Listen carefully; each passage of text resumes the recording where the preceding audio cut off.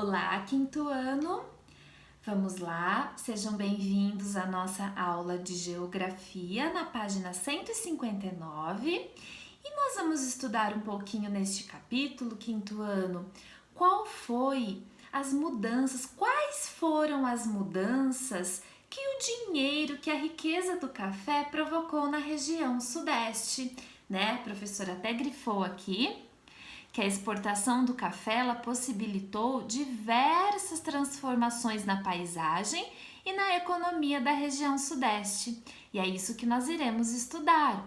Aqui a professora grifou todas as tecnologias que o Brasil, que o São Paulo e Rio de Janeiro começou a fazer uso, tá? Por exemplo, estradas de ferro, como nós estamos vendo aqui, bondes, carros, usinas de geração de energia elétrica, telégrafo, telefone, olha só aqui na imagem, e máquinas industriais. Nos estados cafeicultores, as cidades surgiam rapidamente e suas capitais cresciam com a chegada de europeus que vinham atraídos pelo trabalho nas fazendas de café. Vocês verão no próximo texto que os donos de café, os cafeicultores, eles preferiam pagar salários para os imigrantes europeus, principalmente italianos, ao invés de pagar para os ex-escravos. Então, olha só, eles achavam que os imigrantes estavam mais preparados para o trabalho e aí davam essa oportunidade para eles. No trocar ideias, porque eram principalmente as cidades de São Paulo e do Rio de Janeiro que recebiam as novidades tecnológicas produzidas na Europa e nos Estados Unidos.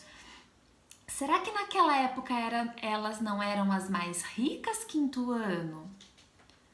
Virando, aqui neste texto nós iremos saber um pouquinho as mudanças produzidas pelo café. Você estudou a importância da produção de café para a economia do Brasil. Sua exportação gerava riqueza e permitia ao país importar o quê? Alimentos, roupas, máquinas e as novidades tecnológicas produzidas na Europa. Além disso, a cafeicultura provocou mudança na vida rural e urbana e alterou a paisagem do campo e da cidade. Olha só, quinto ano! Quantas mudanças foram acontecendo, né? Aqui diz o que a professora falou no começo.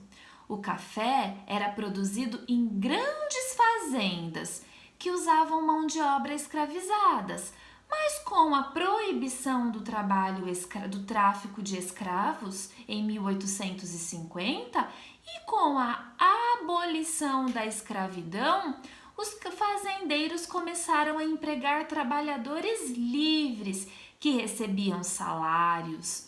E em sua maioria, quem era, quinto ano? Os imigrantes europeus, principalmente italianos. Com a chegada, quinto ano, de toda essa população, com o aumento dessa população, as cidades do Sudeste cresceram rapidamente. Quem são elas? Rio de Janeiro, que era a capital federal, São Paulo, o mais importante centro de comercialização, e Santos, que era o principal porto exportador.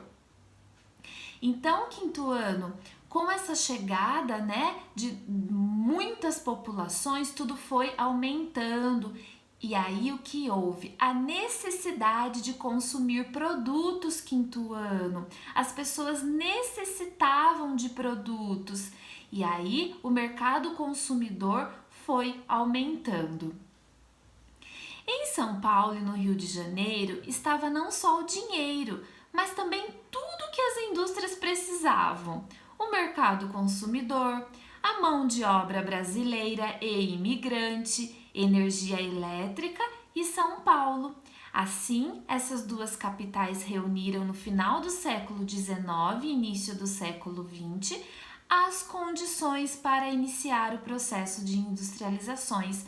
Então, aqui estão as condições.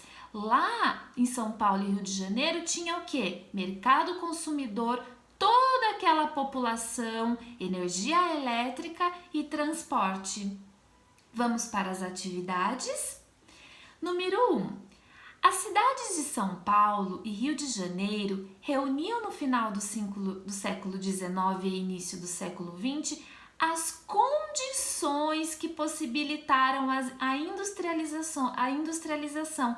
Quais eram essas condições, quinto ano? Acabei de dizer a vocês. Porque principalmente essas cidades reuniam essas condições? Por que será, quinto ano? Ela não era o quê? Rio de Janeiro não era a capital federal? Olha a importância. São Paulo não era o centro de comercialização? Santos não era o principal porto exportador?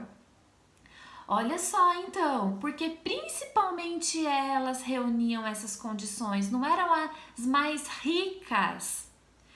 Observe a tabela, agora nós iremos trabalhar um pouquinho com dados numéricos, tá? Vamos ver o número de estabelecimentos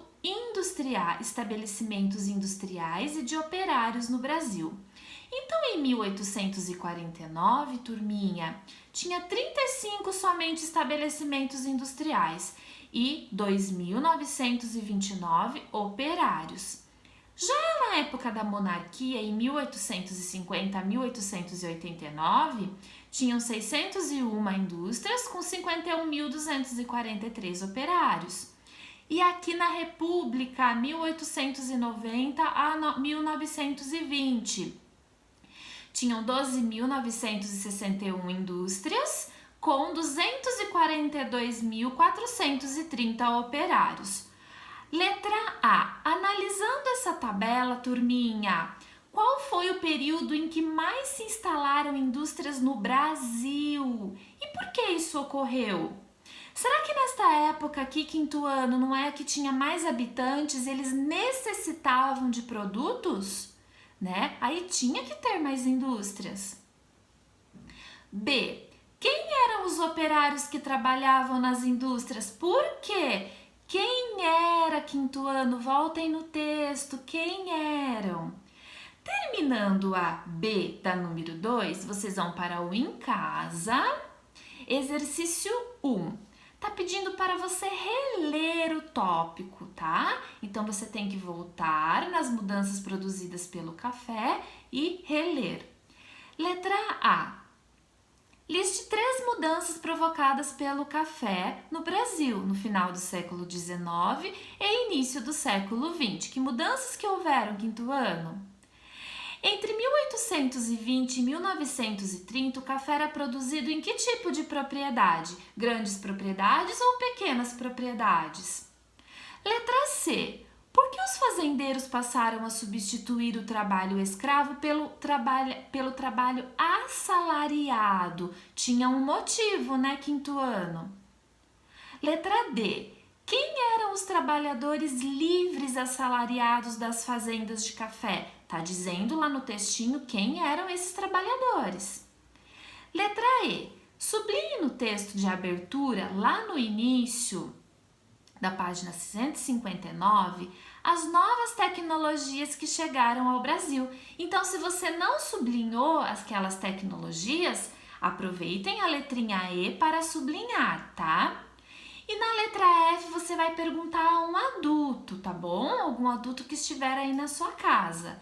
Pergunte a um adulto quais foram as novas tecnologias que chegaram ao Brasil no século XXI, a partir de 2001. Tudo bem, turminha? Essas foram as nossas atividades de geografia. Até logo!